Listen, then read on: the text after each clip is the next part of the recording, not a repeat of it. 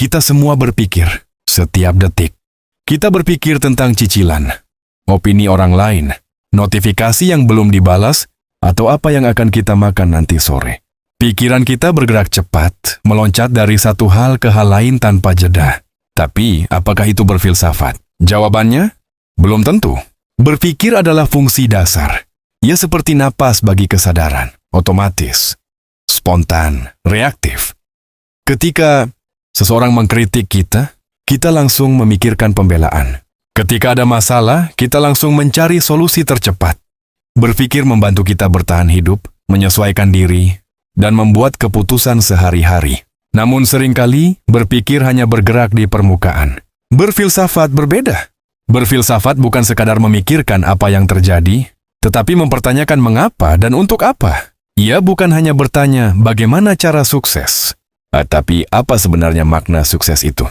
Ia bukan hanya memikirkan bagaimana caranya agar orang lain menyukai saya, tapi mengapa saya begitu haus akan penerimaan. Berpikir bisa terjadi tanpa kesadaran penuh. Berfilsafat menuntut kesadaran yang tajam. Bayangkan hidup seperti mobil yang melaju kencang di jalan tol. Berpikir adalah mengemudi agar tetap di jalur. Tapi berfilsafat adalah menarik rem darurat, menepi, lalu bertanya, sebenarnya saya sedang menuju kemana? Mungkin selama ini kita sibuk mempercepat kendaraan, tanpa pernah memastikan bahwa arahnya benar. Disinilah keberanian dibutuhkan, karena berfilsafat berarti siap merasa tidak nyaman, siap meragukan keyakinan yang sudah lama kita pegang. Siap mempertanyakan nilai yang diwariskan keluarga, budaya, bahkan agama, bukan untuk membangkang, tetapi untuk memahami dengan lebih dalam. Sokrates pernah mengatakan bahwa hidup yang tidak diuji adalah hidup yang tidak layak dijalani. Ia tidak sekadar mengajak orang berpikir, tetapi mengajak mereka mempertanyakan asumsi yang selama ini dianggap pasti. Ia berjalan di pasar, berbicara dengan siapa saja, dan terus bertanya, bukan karena ia merasa paling tahu, tetapi justru karena ia sadar betapa sedikit yang benar-benar ia ketahui. Itulah semangat filsafat. Berfilsafat adalah saat kamu berhenti menyalahkan keadaan, lalu bertanya, apakah cara saya melihat keadaan ini sudah tepat? Berfilsafat adalah saat kamu gagal, lalu bertanya, apakah kegagalan ini benar-benar akhir, atau hanya makna yang saya tempelkan padanya? Berfilsafat adalah saat kamu merasa hampa di tengah pencapaian, lalu bertanya, apakah yang saya kejar ini benar-benar milik saya, atau hanya ekspektasi orang lain? Filsafat tidak selalu memberi jawaban instan. Justru sering kali ia membuka lebih banyak pertanyaan. Tapi disitulah kedewasaan lahir. Karena kedewasaan bukan tentang memiliki semua jawaban, melainkan tentang mampu hidup dengan pertanyaan yang jujur. Ketika kamu mulai mempertanyakan cara berpikirmu sendiri, saat itulah kamu melangkah dari sekadar berpikir menuju berfilsafat. Dan mungkin di tengah dunia yang bergerak serba cepat, kemampuan untuk berhenti dan bertanya adalah bentuk kebijaksanaan yang paling langka. Secara etimologi, filsafat berasal dari dua kata Yunani, philos dan sophia. Philos berarti cinta, sophia berarti kebijaksanaan. Jadi, filsafat secara harfiah berarti cinta akan kebijaksanaan. Tapi jangan salah sangka, kebijaksanaan di sini bukan berarti kamu tahu segalanya. Bukan berarti kamu punya jawaban untuk setiap pertanyaan. Justru sebaliknya, kebijaksanaan dimulai dari satu titik yang sering kita takuti saat dewasa. Pengakuan akan ketidaktahuan. Sejak kecil kita diajarkan untuk punya jawaban. Di sekolah, kita dipuji karena benar. Di dunia kerja, kita dihargai karena terlihat kompeten. Di media sosial, kita merasa harus punya opini tentang segalanya. Akhirnya kita tumbuh dengan ketakutan terbesar, terlihat tidak tahu. Padahal disitulah pintu kebijaksanaan sebenarnya terbuka. Sokrates pernah berkata, satu-satunya hal yang aku tahu adalah bahwa aku tidak tahu apa-apa. Kalimat ini bukan bentuk kerendahan diri palsu. Ini adalah revolusi cara berpikir. Ia menyadari bahwa semakin ia belajar, semakin luas wilayah ketidaktahuan yang terlihat. Dan kesadaran itu membuatnya terus bertanya. Di tengah masyarakat Athena saat itu, banyak orang merasa diri paling benar. Para politikus, penyair, bahkan cendekiawan, semuanya yakin pada pendapatnya. Tapi Sokrates justru datang dengan pertanyaan. Ia tidak menggurui. Ia tidak berpidato panjang lebar. Ia hanya bertanya menggali, memancing orang untuk memeriksa keyakinannya sendiri. Hasilnya, banyak yang marah. Karena mempertanyakan keyakinan terasa seperti ancaman. Ketika seseorang menggoyang apa yang kita anggap pasti, ego kita merasa diserang. Maka tidak heran jika Sokrates akhirnya dihukum mati. Bukan karena ia membawa senjata, tetapi karena ia membawa pertanyaan. Inilah inti kebijaksanaan. Keberanian untuk berkata, mungkin saya salah. Keberanian untuk berkata, saya belum tahu. Keberanian untuk belajar ulang, bahkan tentang hal yang sudah lama kita yakini. Filsafat adalah pernyataan perang terhadap rasa sok tahu.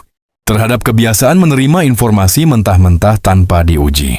Terhadap hidup yang hanya berjalan di atas kata-katanya. Katanya sukses itu harus begini. Katanya umur segini harus sudah begitu. Katanya hidup yang benar itu seperti ini. Saat kita berhenti bertanya, saat itulah kita mulai hidup seperti robot.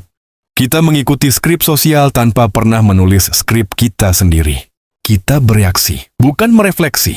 Kita meniru, bukan memahami. Mengakui ketidaktahuan bukan berarti lemah. Justru itu tanda kekuatan intelektual. Karena hanya orang yang cukup kuat secara mental yang berani meruntuhkan ilusi kepastian dalam dirinya sendiri. Kebijaksanaan bukan tentang mengumpulkan informasi sebanyak mungkin. Di era internet, informasi melimpah. Semua orang bisa membaca, menonton, dan mengutip. Tapi kebijaksanaan adalah kemampuan untuk menyaring, merenungkan, dan menempatkan pengetahuan itu dalam kehidupan nyata. Dan semuanya dimulai dari satu sikap sederhana, rendah hati di hadapan kebenaran. Ketika kamu berkata, saya belum tahu, kamu memberi ruang bagi pertumbuhan. Ketika kamu bertanya, kamu membuka kemungkinan. Ketika kamu meragukan asumsi lama, kamu sedang membangun fondasi yang lebih kokoh. Itulah akar kebijaksanaan. Bukan kesombongan intelektual, melainkan kerendahan hati yang berani. Karena pada akhirnya, cinta akan kebijaksanaan bukan berarti mencintai kepastian. Ia adalah cinta pada proses mencari, pada perjalanan bertanya, dan pada keberanian untuk terus belajar, bahkan ketika jawaban itu mengguncang dirimu sendiri. Mungkin kamu bertanya, apa gunanya semua ini? Bertanya tidak akan menambah saldo rekeningmu. Merenung tidak otomatis membuat bisnismu meledak. Filsafat tidak menjanjikan tips cepat kaya, tidak memberi rumus instan untuk viral, dan tidak menawarkan jalan pintas menuju status sosial. Benar. Tapi filsafat memberimu sesuatu yang jauh lebih mendasar. Kompas. Tanpa kompas, kamu bisa berlari sangat cepat ke arah yang salah. Kamu bisa sukses secara angka, tapi kosong secara makna. Kamu bisa terlihat naik, padahal di dalam merasa turun. Filsafat tidak selalu mengubah keadaan luar dengan cepat. Ia mengubah cara kamu memaknai keadaan itu. Bayangkan dua orang kehilangan pekerjaan. Yang satu hancur total, merasa hidupnya selesai. Yang lain terpukul, tapi mampu berkata, ini menyakitkan, tapi ini bukan akhir dari nilai diriku. Apa yang membedakan keduanya? Bukan situasinya, bukan latar belakangnya, tapi cara berpikirnya, kerangka maknanya. Disinilah filsafat bekerja. Epictetus, seorang filsuf stoik yang pernah menjadi budak, mengatakan bahwa bukan peristiwa yang mengganggu manusia, melainkan penilaiannya terhadap peristiwa itu. Kalimat ini sederhana tapi radikal. Ia memindahkan pusat kendali dari dunia luar ke dalam diri. Filsafat memberimu kemampuan untuk memeriksa penilaian itu. Ketika kamu sukses, filsafat bertanya, untuk apa kesuksesan ini? Apakah untuk pengakuan? Untuk keamanan? Untuk membuktikan sesuatu pada masa lalu? Tanpa pertanyaan itu, kesuksesan bisa berubah menjadi kecanduan. Kamu terus mengejar angka berikutnya, validasi berikutnya tanpa pernah merasa cukup. Ketika kamu gagal, filsafat bertanya, apa arti kegagalan ini bagimu? Apakah ia bukti bahwa kamu tidak berharga? Ataukah hanya satu peristiwa dalam perjalanan panjang? Filsafat membuatmu tetap berdiri dengan martabat. Ia tidak selalu menghapus rasa sakit, tapi ia mencegah rasa sakit itu menghancurkan identitasmu. Di dunia yang penuh kebisingan, opini, tren, tekanan sosial, mudah, sekali kita hidup berdasarkan asumsi yang tidak pernah kita uji. Asumsi bahwa nilai diri diukur dari penghasilan. Asumsi bahwa kebahagiaan datang setelah pencapaian tertentu. Asumsi bahwa kita harus mengikuti jalur yang sama seperti orang lain agar dianggap normal. Filsafat hadir untuk meruntuhkan tembok asumsi itu. Ia seperti palu yang memecah dinding tak terlihat di dalam pikiranmu. Dinding yang membatasi kemungkinan. Dinding yang membuatmu berkata, "Ya sudah, memang begini hidup saya." Padahal mungkin yang perlu diubah bukan hidupmu dulu, melainkan cara pandangmu terhadap hidup itu. Filsafat tidak memberi jawaban instan, karena hidup bukan soal jawaban cepat. Hidup adalah soal kedalaman, dan kedalaman hanya lahir dari refleksi. Tanpa filsafat, kamu mungkin tetap bisa hidup, tapi kamu berisiko hidup secara otomatis. Bangun, bekerja, mengejar, lelah, mengulang, tanpa pernah benar-benar sadar mengapa. Dengan filsafat, kamu mulai mengambil kembali kendali atas makna hidupmu. Kamu tidak lagi sekadar bereaksi terhadap keadaan, tetapi memilih sikap terhadap keadaan itu. Dan mungkin di tengah dunia yang obsesif pada hasil, filsafat mengingatkan kita pada satu hal penting. Bukan hanya kemana kamu pergi yang menentukan kualitas hidupmu, tetapi bagaimana kamu memahami perjalanan itu. Itulah mengapa ini penting. Bukan untuk membuatmu terlihat pintar, bukan untuk memenangkan debat, tetapi untuk membuatmu hidup dengan lebih sadar, lebih utuh, dan lebih merdeka secara batin. Video ini adalah pembuka dari serial 30 video.